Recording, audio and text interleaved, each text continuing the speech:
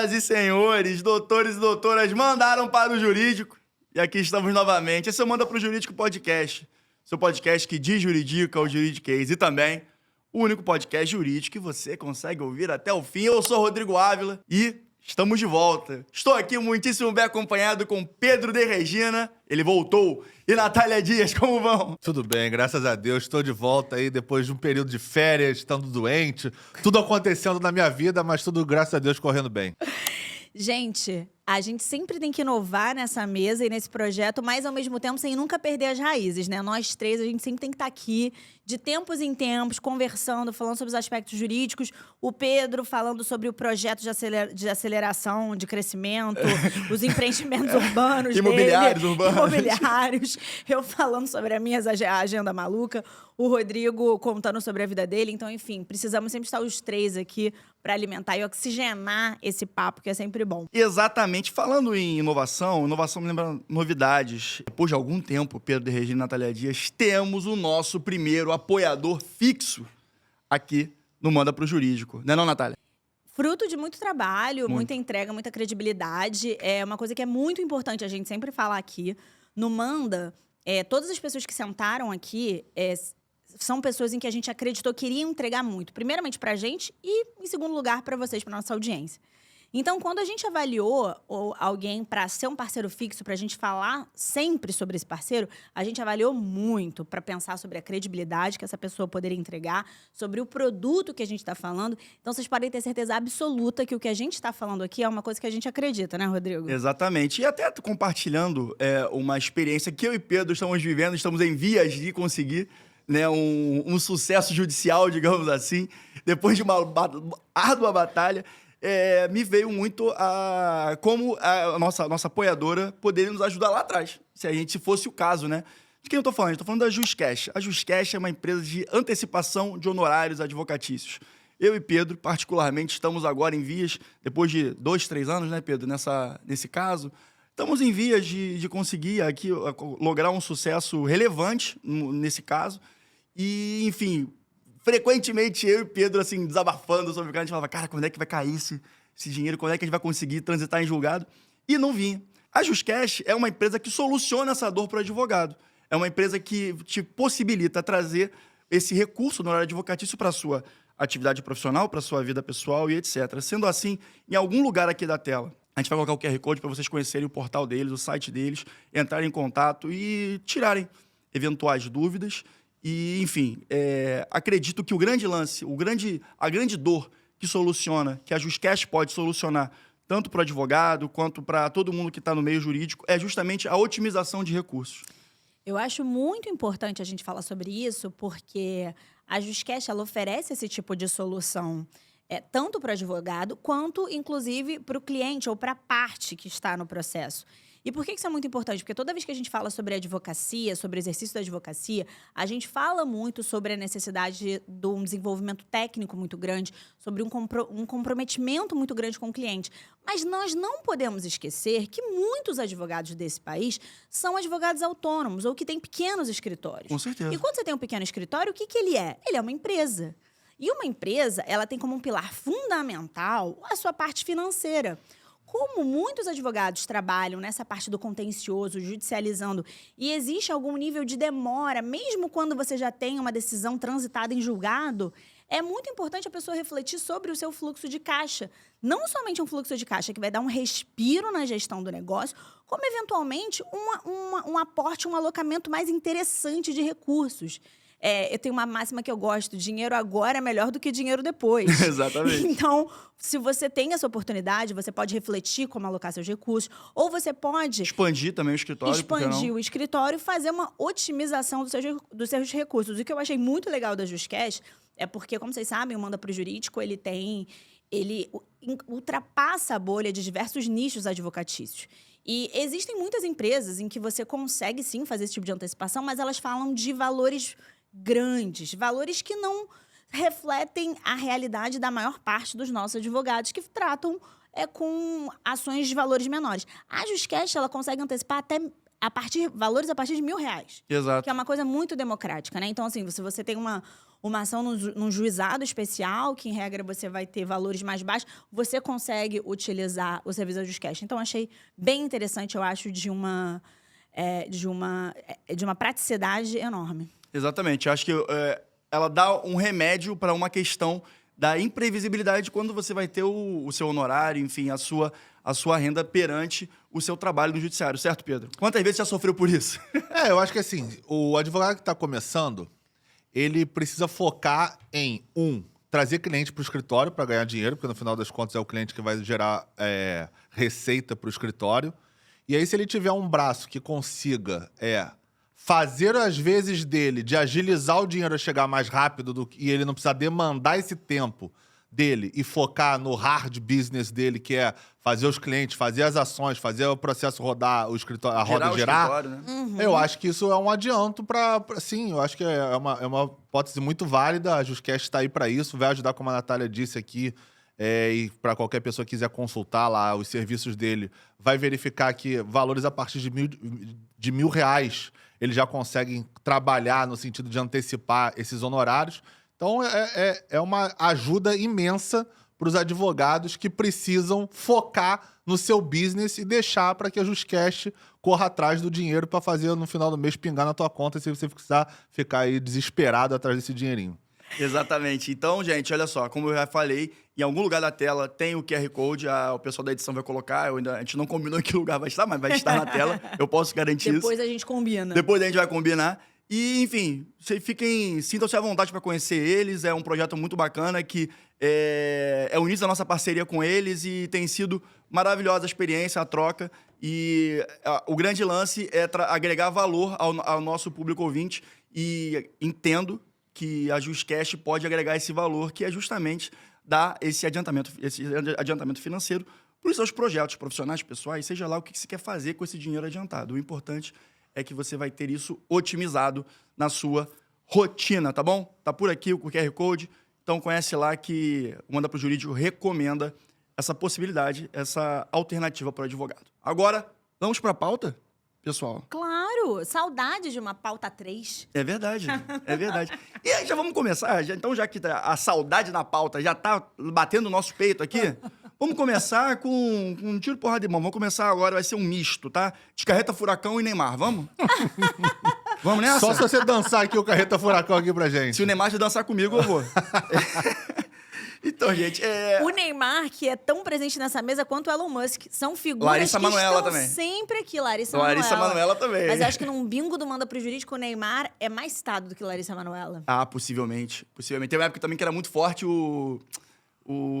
caramba, Johnny Depp, que o caso do Johnny Depp a gente falou por algum tempo também. Enfim, Verdade. enfim, já são mais de 100 episódios, vocês sabem que a gente já falou, se misturou com o direito, a gente tá falando. E aí eu vou falar que, apesar de parecer diametralmente oposto, Carreta Furacão e Neymar, nem tanto assim, né, porque tem a dança no meio, eles estão num tema que faz muito sentido e tem muita relação em comum, que é marca, nome e propriedade intelectual, enfim. O que aconteceu, gente? Vou falar do Neymar primeiro. O Neymar ganhou uma ação judicial. Judicial? Não, ganhou dentro do INPI, tá? Uma ação contra o seu sósia. Agora eu fico pensando, imagina quando o Gabigol fizer isso com o Gabigordo também, pode acontecer, né? Que o Flamengo é cheio de sósia, né, Pedro? Tem um time inteiro. O Flamengo começou com isso, né? Com esse sócio do Gabigordo. Foi o primeiro, assim, característico no futebol brasileiro. O Gabigordo, ele era... E ele é parecido. O Gabigol, eu acho que ele fica bolado porque ele é parecido. Ele é bem parecido. Ele só é gordo, mas ele é bem parecido. Por isso que ele é o Gabigordo, né? Pra vocês verem como cabe tudo na mesa do Manda Pro Jurídico, inclusive o Gabigordo. Exatamente. A figura do Gabigordo. Inclusive, eu já pensei besteira aqui. Gente, mas começou isso tudo em 2022, tá? Que foram feitos 3 pedidos de registro nominativo na classe 41, que é de nome. E aí, por causa disso, a empresa do Neymar, que gera a carreira dele, que é Neymar Sport and Marketing Limitada, não perdeu tempo e entrou com um pedido de oposição em dezembro. Porque queria impedir que esse sósia do Neymar, que se chama Aegon, ele é um Targaryen, sabe disso, né? Que tem o Aegon Targaryen, sabe disso? O nome do cara é Aegon? Aegon. Mentira. Aegon Neymar. É o nome dele? Aegon? Aegon. Ele é da família Targaryen, gente. Quem está vendo House of Dragon sabe disso. Ele tá muito inserido mesmo no contexto atual. Ele entrou, ele queria registrar depositar o nome, né, de sósia do Ney no NPI. E, naturalmente, o Neymar, por uma questão de proteção da marca Neymar, né, entrou com a oposição. E aí, enfim, conseguiu a vitória agora, nesse caso, para evitar que isso aconteça. Mas agora eu quero perguntar para vocês, a gente vai debater com isso, é um tema que muitas vezes eu acho que passa batido por muitos empreendedores da força da marca. O Neymar está ligado nisso, obviamente, a empresa, Neymar Sports and Marketing, mas a importância da marca para o negócio. Vamos começar por aí, porque eu acho que já é uma boa introdução. Uma coisa que é bem interessante nessa história é que, obviamente, o Neymar, que é uma grande empresa, ele tem a noção do quanto vale o nome dele e que a marca pessoal e a marca que ele desenvolve hoje talvez sejam maiores do que a atividade fim que ele pratica. Certamente. Então, isso é muito importante porque isso é uma coisa que a gente tem que buscar ao longo da nossa vida. A nossa pretensão é que a marca manda para o jurídico valha sempre muito mais do que qualquer coisa que, de fato, a gente realize. Apesar que é a nossa realização que vai transformar a marca uma marca grande, né? Isso. É uma relação simbiótica, mas, ao mesmo tempo, que tem que prevalecer sempre a marca. A ideia da prevalência da marca, ela é interessante porque, nesse caso, o Ney... Como é que é? Sósia do Ney? Sósia do Ney. O sósia do Ney também foi devidamente orientado porque estava utilizando essa nomenclatura. E muito interessante que o departamento jurídico do Neymar Sports and Marketing estava também sempre de olho no depósito da marca no NPI para apresentar prontamente uma oposição, o que é muito importante. E aí vale a lembrança que você, que não é operador do direito, mas que tem alguma marca registrada ou uma empresa, é importante que, além do registro da marca, você tem que ficar sempre acompanhando. Porque eventuais oposições de nomes correlatos ao que você registrou, você pode fazer oposição e muitas vezes pode ter êxito, como o nosso querido Neymar teve êxito. Pois é, e eu acho que uma questão que é muito importante também nesse negócio do Neymar, eu ia falar Ney aqui.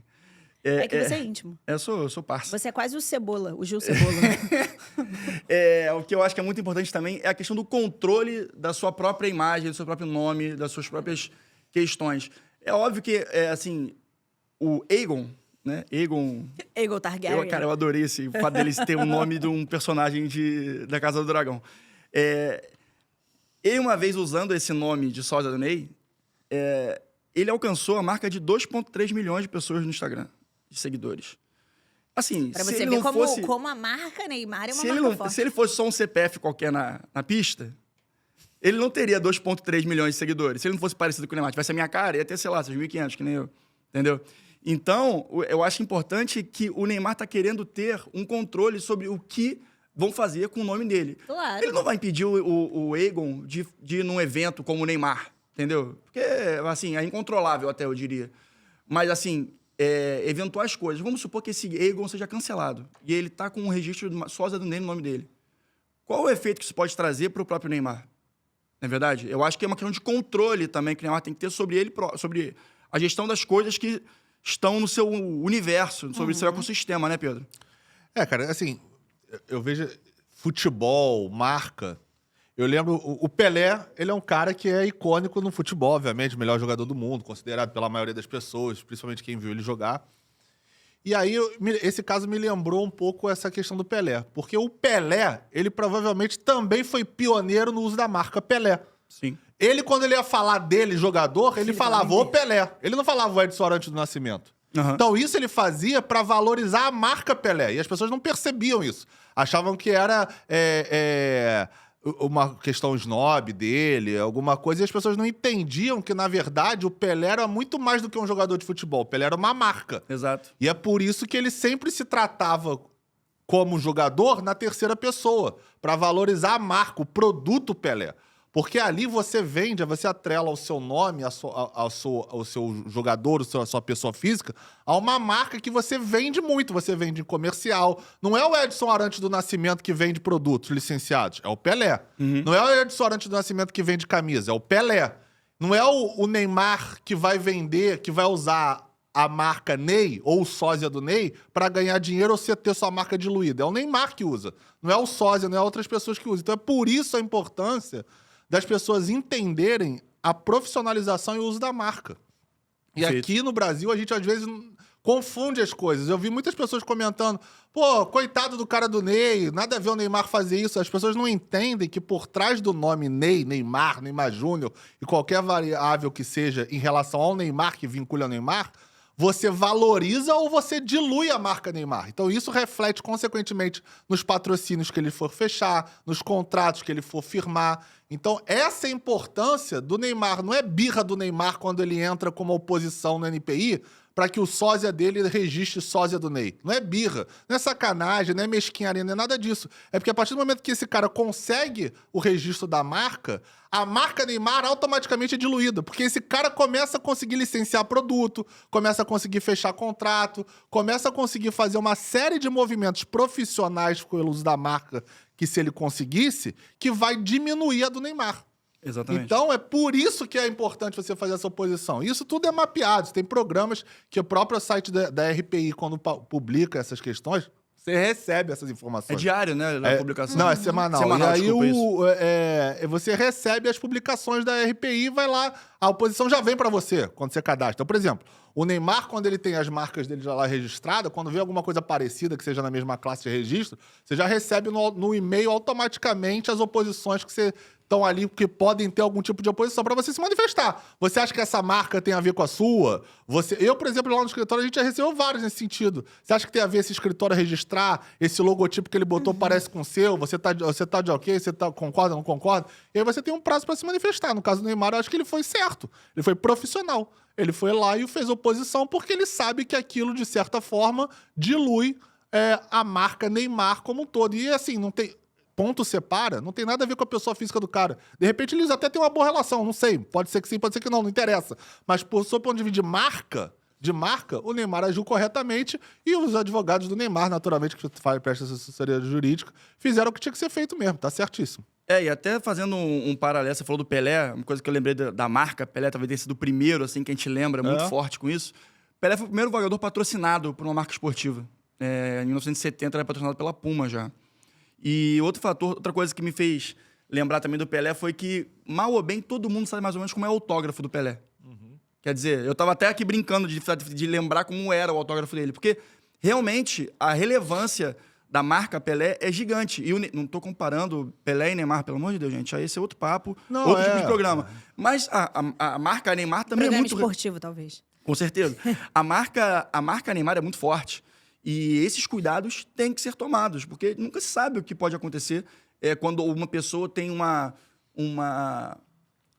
propriedade que esteja relacionada com seu nome. É realmente muito delicada essa situação, sem contar o mérito comercial, como o Pedro bem disse agora, né, cara? Porque fica muito delicado. E trazendo até, a gente estava conversando aqui, eu lembrei de um caso que é engraçado. Não sei se vocês conhecem o Cartolouco. Cartolouco era como se fosse um membro, um representante do Cartola, o jogo Cartola. E ele era funcionário da Globo à época.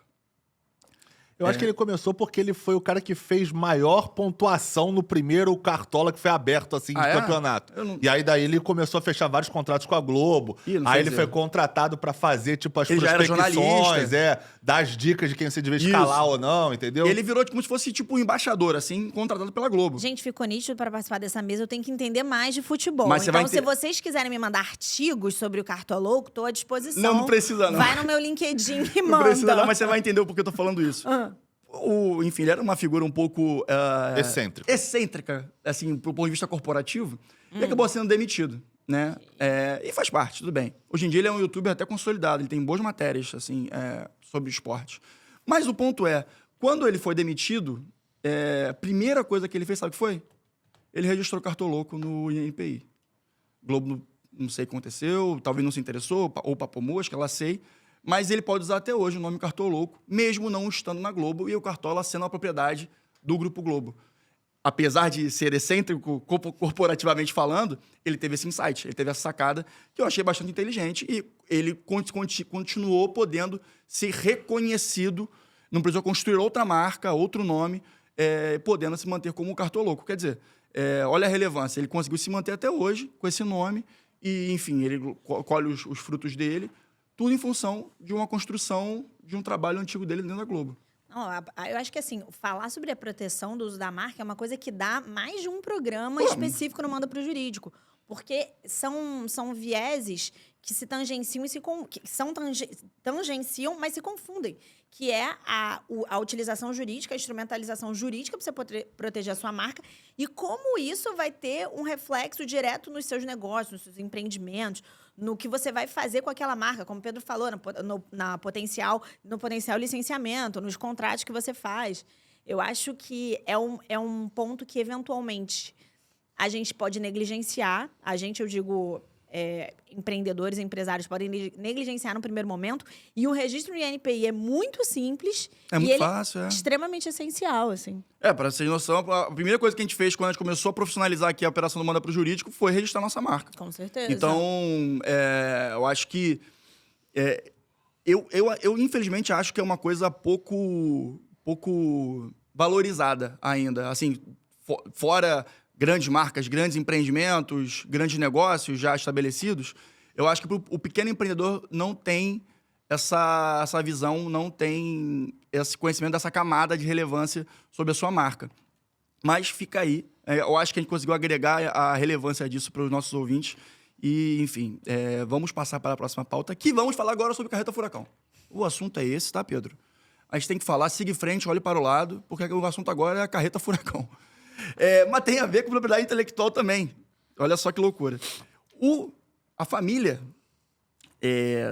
do criador do Fofão, que é um dos pilares da Carreta Furacão, isso tem que ser dito, conseguiu a proibição do uso do boneco, que na verdade é Fonfon, não é Fofão, eu não sabia disso, no Carreta Furacão. E, além disso, uma indenização do empreendimento Carreta Furacão de R$70 mil em função do uso indevido da imagem, Natália. Aí a gente consegue falar, inclusive, de direito concorrencial, né? Porque a Carreta Furacão modificou um pouco o nome, mas utilizou a mesma imagem e você está causando uma confusão no consumidor, porque, naturalmente, quando você vê a imagem do Fonfon, você associa ao Fofão, que é, de fato, o personagem que se tornou icônico aqui dentro da memória do brasileiro. Então, você está criando uma confusão no consumidor, uma confusão na audiência. Então, assim, acho muito natural e vejo muito sentido nessa decisão ter sido positiva. Para mim, acho que a família, caso ela de fato não concorde, como não concordou, eu acho que ela fez muito sentido isso que ela fez. E, no caso Carreta Furacão, tentou utilizar de um método alterando o nome, talvez tenha sido orientado para eventualmente fazer funcionar. O argumento da paródia, né? A confusão é muito nítida ali, né? A confusão é muito clara. Exatamente. Porque a imagem do boneco é exatamente a mesma. Sim. Pedrão? O que acontece nesse caso? Tecnicamente falando, o que a Carreta Furacão alegou é que eles faziam uma paródia, aquilo era uma brincadeira, e por isso eles migraram o nome de Fofão para Fonfon. Que não era exatamente o Fofão, e sim o Fonfon. Como se você quisesse tentar dar uma saída de Leão da Montanha ali para descaracterizar que você tá usando a marca, o boneco, a imagem do Fofão, né?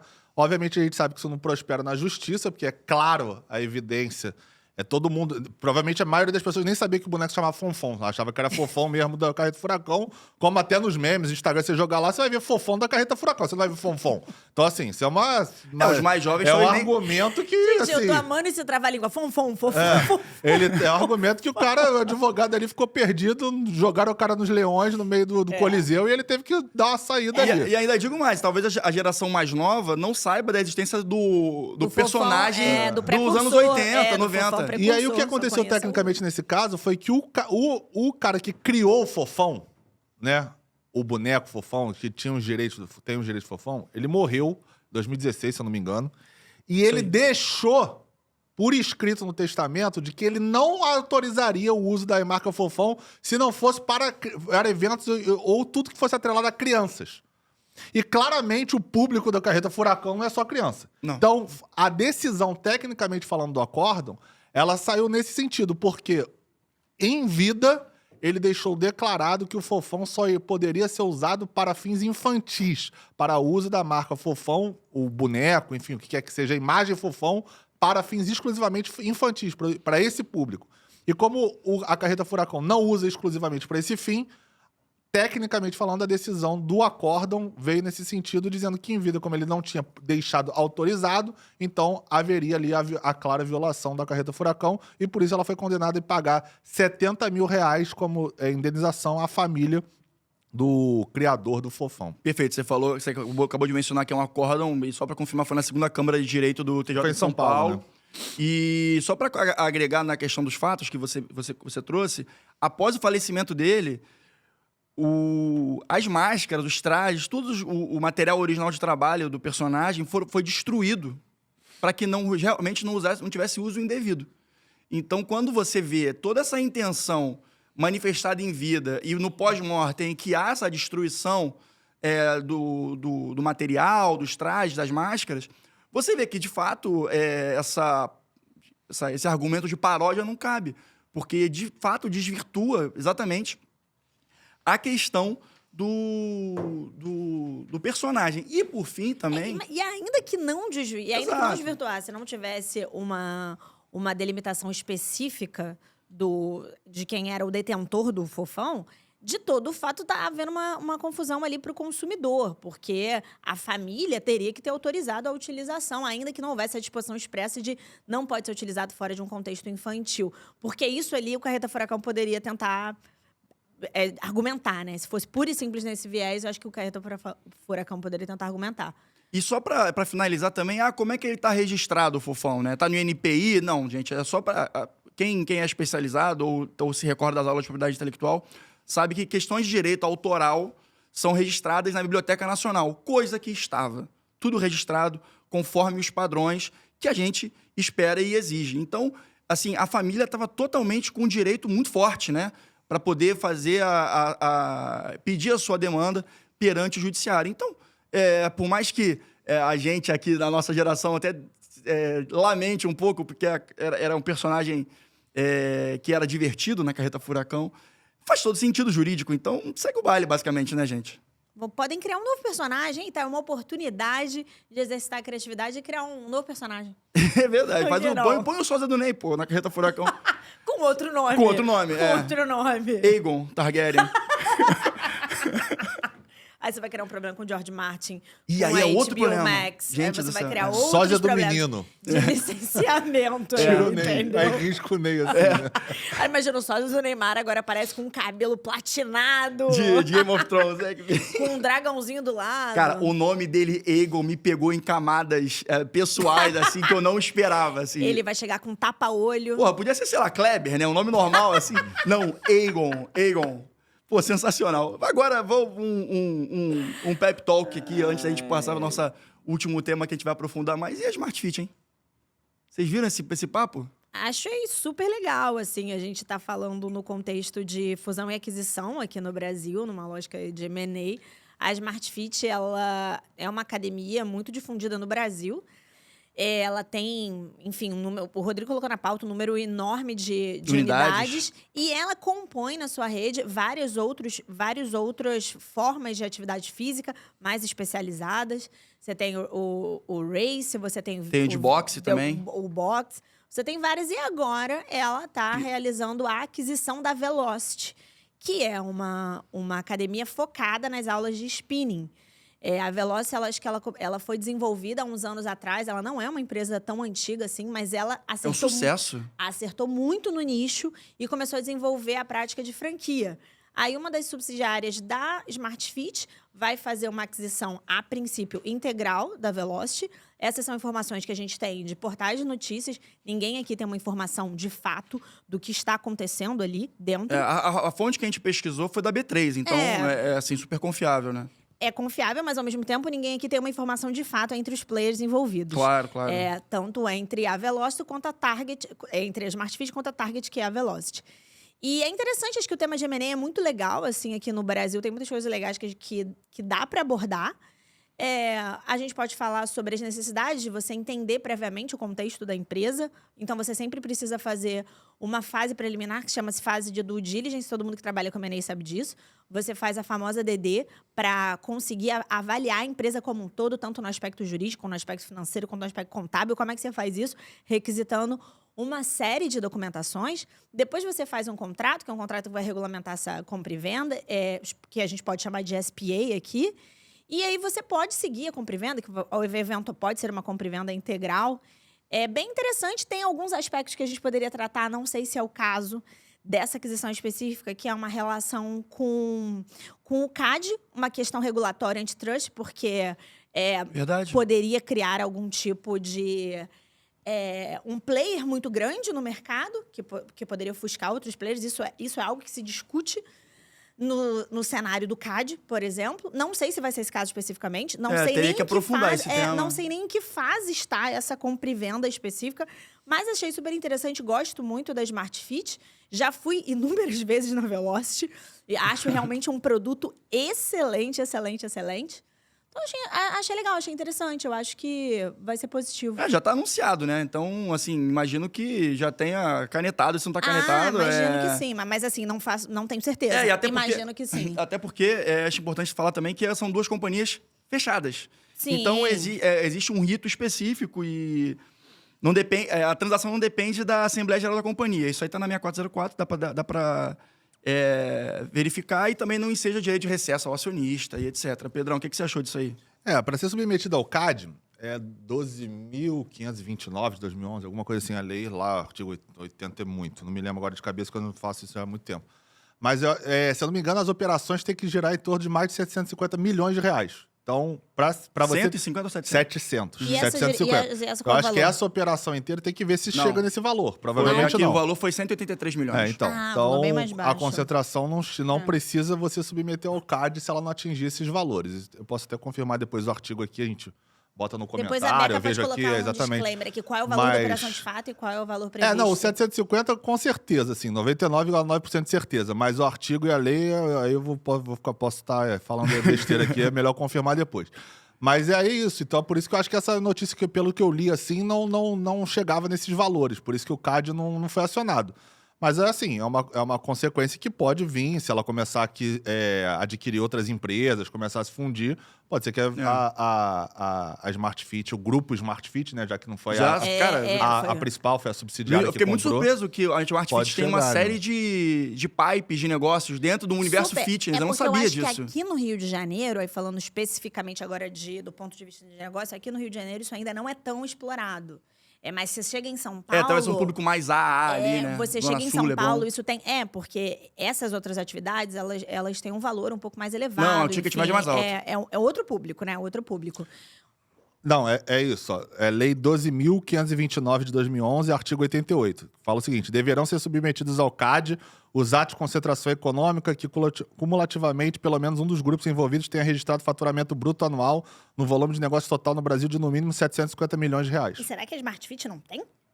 Não faço a mínima ideia o enfim. faturamento da Smart Fit. Mas, Só a aquisição enfim. foi 183, né? Ficamos aí discutindo Aí tem que ver o DRE da se ela Smart Fit. chegar, se o grupo econômico chegar, aí ela vai ter que submeter ao CAD. E acho que um ponto legal da gente falar disso também, que como o Rodrigo colocou na pauta sobre a INPI, registro de marca, um ponto muito relevante dessa compra e venda é a marca da Velocity, né? Porque o que eles estão comprando, nada mais, nada menos, é a marca Velocity e a forma que ela desenvolveu de fazer uma aula de spinning, que é uma coisa que você tem em muitos lugares, se tornar uma aula melhor, mais personalizada, enfim, com uma dinâmica específica. Então, a questão da proteção da marca, a questão de você fazer a cessão dessa marca é um ponto super importante dessa operação em si. Inclusive, acho que a Velocity criou uma marca muito legal. Já falei isso anteriormente, mas, de fato, como consumidora, acho um case muito bacana de sucesso. Inclusive, desculpa, Pedro, mas só para concluir.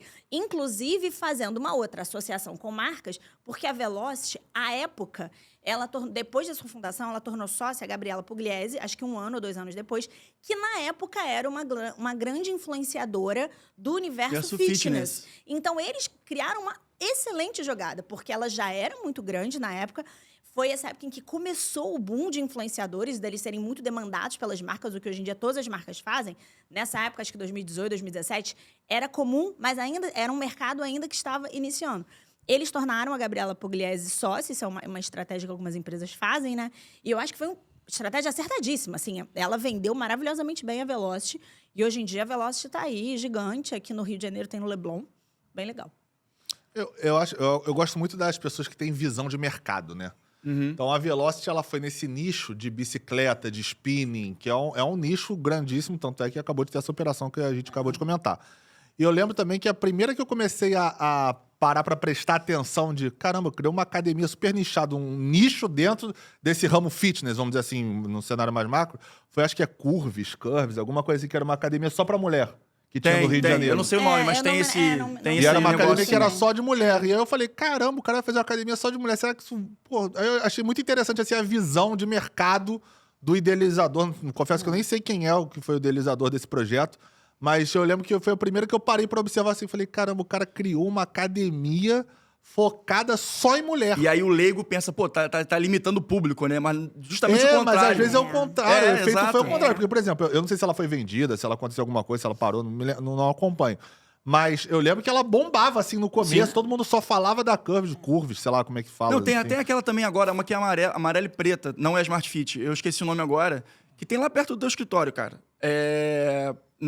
Ali na Barra, que abriu agora, recentemente. Mas é o quê? Que é uma O academia negócio? pra maromba. Mas não é tipo assim... Ah, aquela raiz, né? Isso. Peso de ferro. Eu esqueci o nome, cara. Aí é maromba raiz mesmo. Ah, DNA. DNA, essa mesmo. Mas é uma rede de franquias? É uma rede de franquias que tá crescendo pra caramba. E é tipo assim, aquele negócio...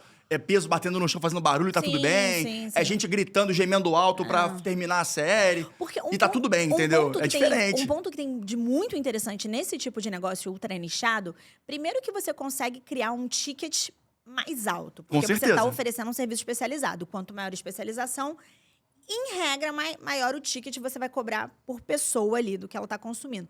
Segundo, que ela cria uma coisa que é muito importante no ato da compra, que é o senso de comunidade. Então, Cara, se você isso vai na não tem Velocity, valor. você tem várias outras mulheres que também gostam de se exercitar, que gostam de uma vida saudável, você cria uma comunidade. Se você vai nessa academia que o Rodrigo citou, eu não conheço, DNA, você cria uma comunidade. Eu vi antes da gente filmar, eu tava baixinha, e aí o nosso operador de câmera falou que eu e Pedro, a gente tava que nem o Danny DeVito e Arnold Schwarzenegger, naquele filme que eles são gêmeos. E aí me lembrou que eu vi o documentário do Arnold Schwarzenegger, e ele conta desse início dessa questão desse projeto, né, de halterofilismo, que tinha uma academia, acho que na Califórnia, Na que praia? reunia esse tipo de profissional. Ou seja, a DNA certamente pode Bebe ter dessa buscado fonte. algum tipo de inspiração, o que é muito legal, porque aí você fala sobre associação, sobre esse conceito de pertencimento, que é um conceito muito bom para venda, né? Você trazer uma comunidade. Não à toa somos a comunidade do Manda pro Jurídico. Essa bolha virtuosa de... Ué, Rodrigo? Gostei, vai, E o continua. resto da marca, o resto da marca. É o pitch de venda aqui, é o pitch Gostei. de venda, essa bolha virtuosa aqui do universo jurídico, que inclui, inclusive, operadores que não são do direito. Exatamente. Que abarca Então, outras pessoas. eu acho que, cara, eu aproveitando o gancho, eu tô me sentindo agora que tu vai ter que fazer o gol sem goleiro, depois do passe que a Natália me deu. Eu vou pedir vocês nos seguirem nas redes sociais, @mandaprojurídico.pdc, tanto no TikTok quanto no Instagram, além de Manda Pro Jurídico Podcast nas principais plataformas de áudio e vídeo, Spotify, YouTube, Apple Podcast. Curta, comenta, compartilha. A gente tá tendo muito mais comentário agora no Spotify, cara. Fiquei bem feliz com muito isso. legal. Eu sou uma grande entusiasta do Spotify, gosto muito. Eu dessa também. plataforma. E, bom, aproveitando ó, que a gente falou de Spotify, dá aquelas 5 estrelinhas pra gente, que faz muita diferença no nosso alcance. Porque todos os feedbacks são maravilhosos, mas queremos mais feedbacks. E para aumentar o número de feedbacks, tem que aumentar o nosso alcance. Essas 5 estrelinhas são fundamentais pra gente, cara. Por favor, você agora que tá ouvindo a gente no Spotify, você nem tá me vendo agora, né, no vídeo. Tudo bem. Mas já que você não tá me vendo no vídeo... perdendo uma cara bonita dessa, Já né? que Poxa vida. Mais ou menos o cabelo tá meio grande. Já que você não tá me vendo no vídeo, põe as 5 estrelas pra gente, que vai fazer muita diferença, tá bom? E outra coisa, falando em gancho também, usando o gancho pra ter um gancho. Eu adoro quando você entende o racional, vocês, né? Entendem o racional do meu roteiro. Justamente, eu botei a Smart Fit pela questão da marca que a gente tinha falado anteriormente. Muito obrigado, Natália. Aqui é muita conexão, queridos. Por essa... Isso chama Affect Societatis. Depois a gente faz um programa só sobre isso. Isso vale uma aula, Affect Societatis. Mas agora, entrando no papo, assim, que a gente vai conversar sobre a nossa carreira, a advocacia. Eu li, essa semana, os desafios para a abertura do escritório de advocacia. Claro que cada um que tem sua trajetória, tem seus desafios, etc., mas existem coisas em comum que todo advogado sofre. E o pessoal elenca, nesse artigo, os principais desafios, né, para a abertura do escritório. Seja você se formando, seja você saindo de um escritório, e abrindo seu próprio negócio, seja você assumindo um papel de sócia, como a Nath fez agora, fazendo a migração de carreira. Enfim, existem vários cenários em que você entra no escritório de advocacia, mas existem muitos desafios que são presentes, em comum com todos os advogados. Um deles, a gente pode falar que é o conhecimento do mercado da advocacia. E aí, a gente pode falar que quais são as dicas, as soluções, as alternativas para a gente poder aprofundar e pulverizar o conhecimento do mercado, Nath. Eu acredito que, possivelmente, buscar referências para aplicar na sua prática advocatícia seja um bom começo. A prática advocatícia, como a gente falou no início do programa, a prática autônoma, ela tem suas especificidades. Uma das grandes questões dos advogados autônomos que iniciam pequenos escritórios é não refletir ou encarar aquele escritório como uma empresa. O advogado, ele pratica atividade fim. E a atividade fim é aquilo, como o Pedro falou, que é o que traz dinheiro para dentro da sua empresa. Mas você não pode esquecer que, ainda que você tenha que praticar atividade fim, ainda que você tenha que trazer clientes, ainda que se você pratica uma prática contenciosa, você tenha que buscar o êxito nas suas demandas, é muito importante avaliar o seu negócio assim como ele é, um negócio. E o negócio tem o quê? Um negócio tem nicho, um negócio tem concorrente, um negócio tem um mercado que é melhor, um negócio pode vislumbrar um oceano azul. Então, acho que muito importante quando você quer desenvolver um escritório de advocacia, e agora eu vou falar de dois paralelos. Ou um escritório que é pequeno e começou e quer desenvolver, ou você que já é grande e quer aumentar mais ainda, ou buscar outros nichos. A coisa mais fundamental é você olhar o mercado. Uma das coisas que eu acho mais importantes, assim, dentro do universo jurídico é você buscar benchmark.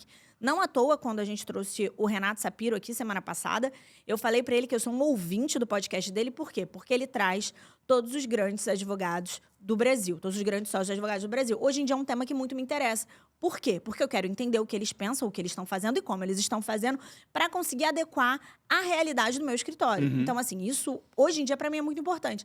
E eu sugiro que você, que esteja me ouvindo, faça isso também. Então, acho que além de... Para analisar o mercado, eu acho que você analisa o mercado, pensa nos seus concorrentes, pensa em qual é a prática que vai te diferenciar. Se hoje você tem uma advocacia que briga por valores, você tem que pensar o que diferencia o seu produto além do valor cobrado. Você tem que trazer alguma coisa que te diferencie dos demais. Porque se tem dois players competindo igualmente e o valor deles... um é mais baixo que o outro, o seu cliente vai no mais baixo. Porque o que ele vai te escolher? Então, eu acho que, assim, desenvolver um diferencial que vai desde o atendimento até um produto específico é muito importante. Eu acho que no cenário do advogado pequeno e autônomo, a especialização é um excelente caminho. Porque se você não tem um estofo suficiente para criar um time muito grande de grandes especialistas, é você sozinho ou eventualmente você e mais um, busque a outra especialização, porque é a outra especialização que vai ser seu diferencial Perfeito. naquele cenário. Pedrão, você é um cara que tem um nicho muito específico também, né? Em que pese ter várias áreas dentro do seu nicho, você trabalha num nicho específico. Agora eu queria saber, e aí acho que talvez a gente nunca tenha falado isso, quais foram os seus porquês para ter a definição do seu nicho de atuação mais... Claro que você também acaba abarcando outras áreas também, faz parte da advocacia, mas o seu nicho, quais foram os seus porquês para essa decisão? O que aconteceu? Na verdade, o escritório, ele começou, não foi comigo, né? O escritório começou com meu pai quando ele sai da Glaxo, que é uma multinacional de farmacêutica, num downsize que teve, de uma fusão entre a SmithKline e a Beecham.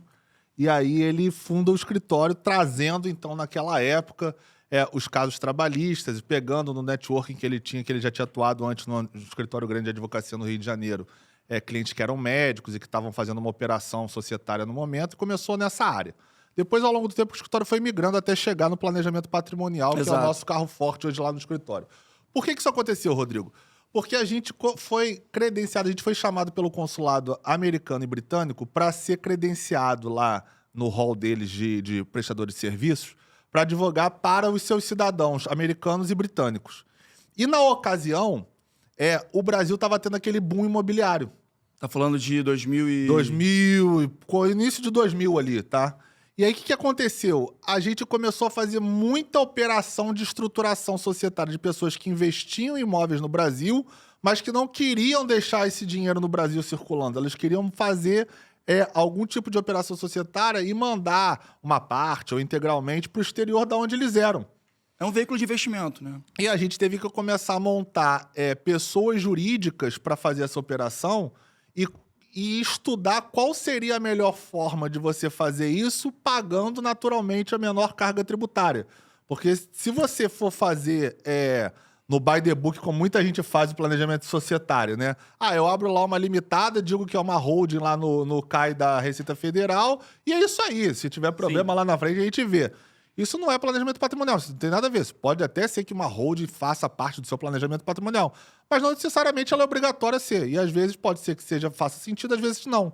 Só que como esse ramo começou a ficar em voga, chamar muita atenção, principalmente nos últimos anos pra cá... Ficou na moda, né? A gente vive falando isso. Aí a gente tem aquele problema na advocacia.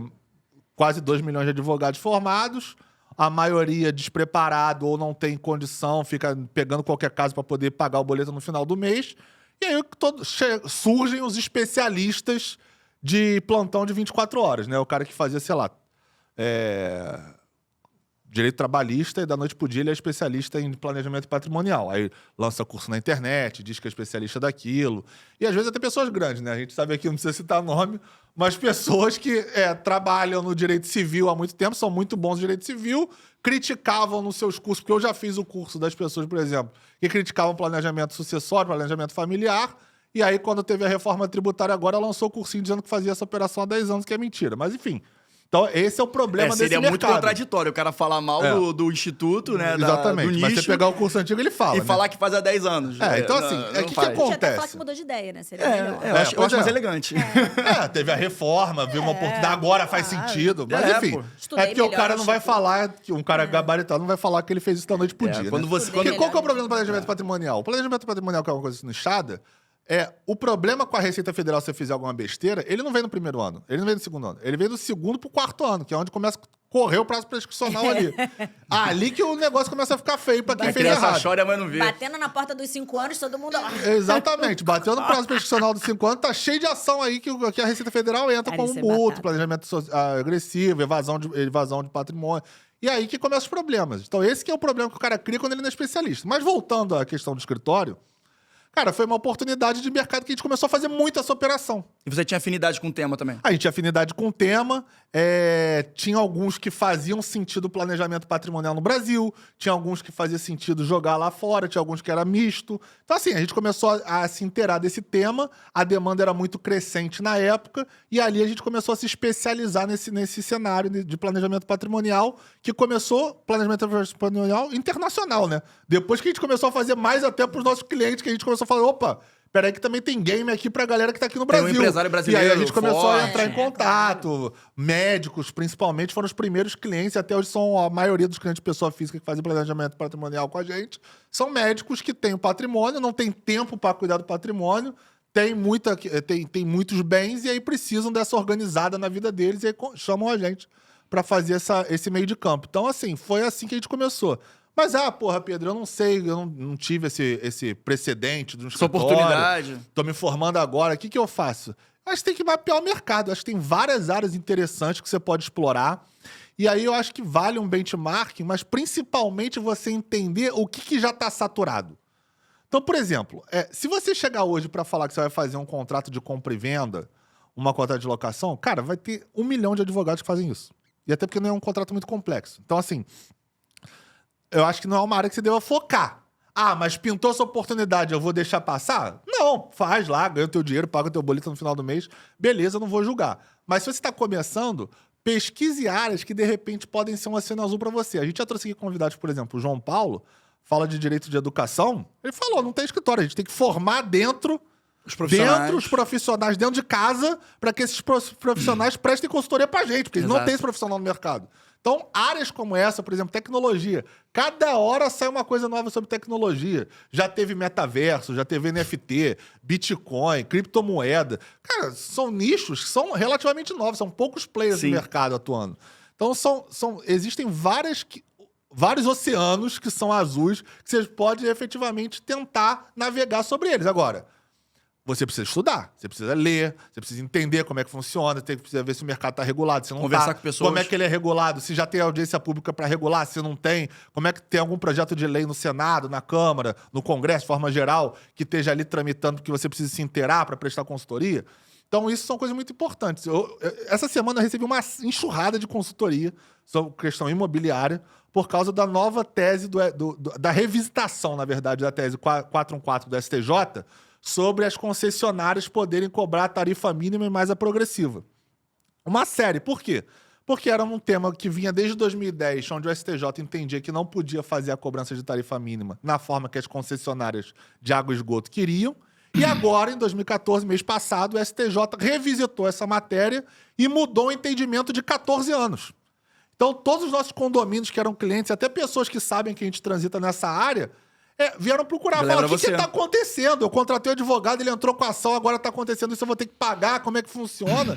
E a gente fez várias, essa semana foi cheia por isso. Assim, vou te falar que, sei lá, 70% do meu tempo essa semana foi para prestar consultoria de vários condomínios, administradores, até às vezes síndicos mesmo, profissionais, que quiseram entender o que está acontecendo agora nesse cenário. Então, assim, especificidade, entenda, estude e sabe. E outra coisa, se eu não soubesse, se eu não estivesse me atualizando, se eu não estivesse por dentro da decisão, do que estava acontecendo, eu tinha perdido essas consultorias.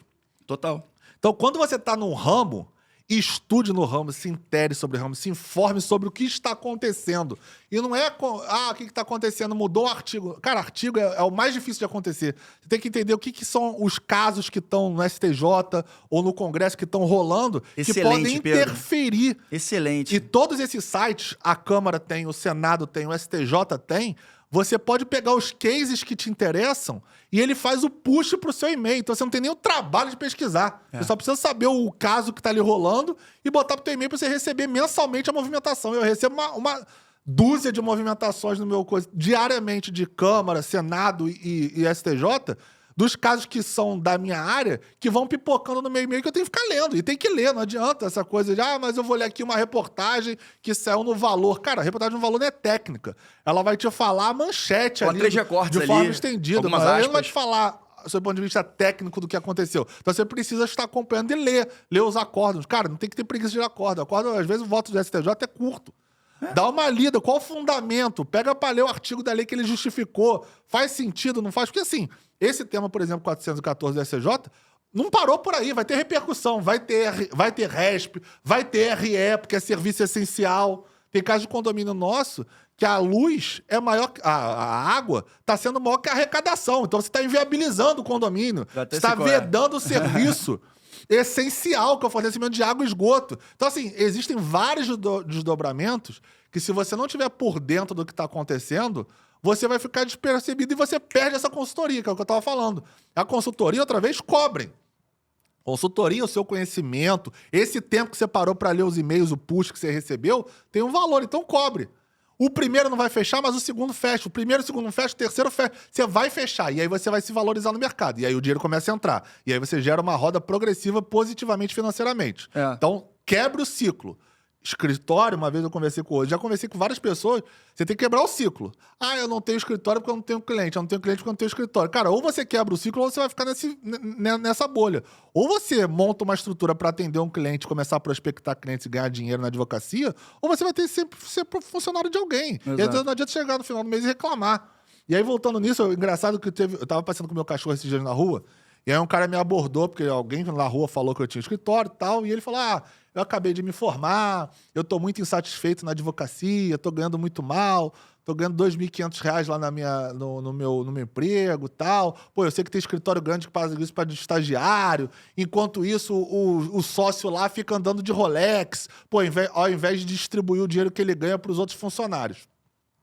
E aí eu falei para ele assim, mas qual é o seu ramo? Aí ele falou lá o ramo dele, eu falei, mas o que você faz de diferencial que os outros advogados no escritório não fazem e que justificaria você, por exemplo, pedir um aumento pro seu chefe? E ele não soube responder a pergunta. Então a pessoa, o cara quer socializar um escritório de advocacia, que é uma empresa né, de distribuição de renda, quando na verdade ele devia estar procurando uma especialização, se informar, fazer alguma coisa de diferente do que os 1,5 milhão de advogados fazem, para que ele consiga ganhar mais dinheiro no final do dia. Você falou duas coisas que eu acho que essa tua fala foi muito, muito boa, cara. Talvez top 5 que você falou no Manda pro Jurídico na história. Eu gostei muito que essa tua dica do acompanhamento das teses. Tem muita gente que não tem essa absorvida essa rotina. Sim. E ficar sempre falando que, não, vai mudar a lei. Cara, em regra, o acompanhamento de STJ, principalmente STJ, para o advogado, é mais rotineiro e, por natureza, acaba se tornando mais importante, porque ali está a minúcia, do que o acompanhamento de um projeto-lei, de um anteprojeto, enfim, uma coisa que é muito mais morosa. A gente conversou com o Udo já, a gente teve um intervalo de 60 episódios entre a lei estar quase saindo e a lei sair de fato. Então, a gente está falando de 60 semanas, mais ou menos. Olha quanto tempo. Só que quantas minúcias de teses e decisões do STJ tiveram no meio? Sim, do Congresso também, às vezes vai e volta. Às vezes Exato. você acompanha os votos, o cara faz uma proposta, aí corta um artigo, aí volta pra casa originária, aí vai pra revisora, e fica nesse trâmite, às vezes, muito tempo. Exatamente. O STJ...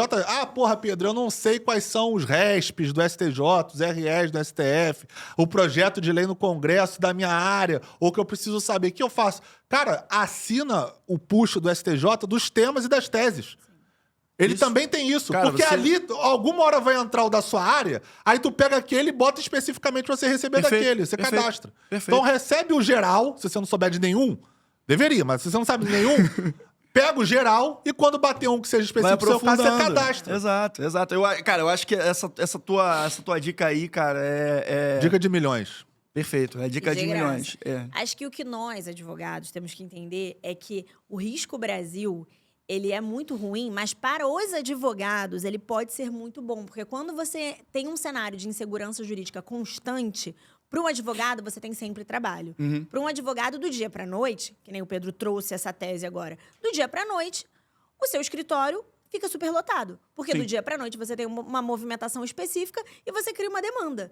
Então, assim, isso acontece no Brasil, o Pedro citou um exemplo, isso acontece no Brasil muito, quase que cotidianamente, com todos os temas que a gente aborda. Gente, reforma Então, acho tributária. Não, isso O que aí... vai dar de honorário para o escritório tributarista, isso aí não está escrito como precedente nesse país. Isso aí vai dar muito dinheiro para o escritório tributário. Então, é isso, o Brasil, ele é um oceano azul gigantesco para o advogado, que, seguindo todas as dicas que o Pedro falou agora, porque, assim, não existe, gente, eu estava ontem num jantar com uma amiga que ela queria conversar um pouco sobre carreira, etc., e aí eu fui conversar com ela.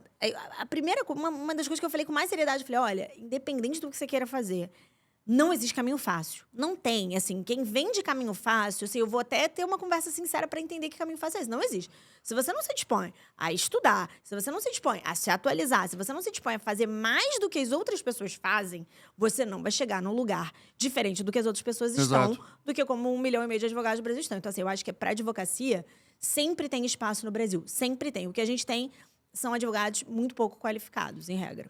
E preguiçosos. Tem que ter vontade, gente. É a tua profissão que vai fazer você ganhar dinheiro. Se você tá focado em ser advogado, você tem que saber como é que você vai ganhar dinheiro dentro da sua profissão. Você tem que trabalhar, você tem que estudar, você tem que se atualizar, tem que falar com as pessoas, tem que fazer network para trazer cliente. Porque no final do dia, para tu ganhar dinheiro mesmo na advocacia, você tem que fomentar o teu network. Ah, meu network é ruim. Cara, tem maneiras de você trabalhar o seu network para fazer ele crescer, para fazer você trazer cliente. Tem várias... A gente pode até fazer um programa sobre isso especificamente. Podemos. Mas assim... Sobre captação, né? Existem Legal. formas como você faz para você converter em dinheiro o seu conhecimento. E é por isso que eu bato na tecla. Cobre pelo teu conhecimento, cobre a consultoria. Porque senão tu vai entrar naquele limbo do cara que presta consultoria de graça e tá sempre reclamando que no final do mês tá devendo dinheiro. E para finalizar nosso papo aqui, tem uma coisa que eu gostaria de falar também do ponto de vista até objetivo, prático, que é a otimização, né? É grana. Como é que a gente vai investir para poder montar um escritório, botar minha mesinha, meu computador, minha sala, meu ar-condicionado, e as coisas para poder ter um trabalho minimamente... digno, operacional, né? No dia a dia. Cara, hoje tivemos o nosso lançamento da nossa parceria com a JustCash e ela pode oferecer uma alternativa interessante para você conseguir captar esses recursos de forma mais rápida. Procurem eles, tá? Novamente, o QR Code está em algum lugar dessa tela aqui. E, gente... tenho certeza que o episódio de hoje agregou muito. Eu adorei o que o Pedro falou, cara. Acho que a tua fala foi sensacional. E vocês têm mais alguma coisa a agregar para o dia? Não, só Para agradecer. qualquer dúvida. Pessoal, vocês já sabem, né? Para qualquer outra dúvida, vocês têm certeza o que vocês têm que fazer, né? Manda pro jurídico. Valeu, um grande abraço e até semana que vem.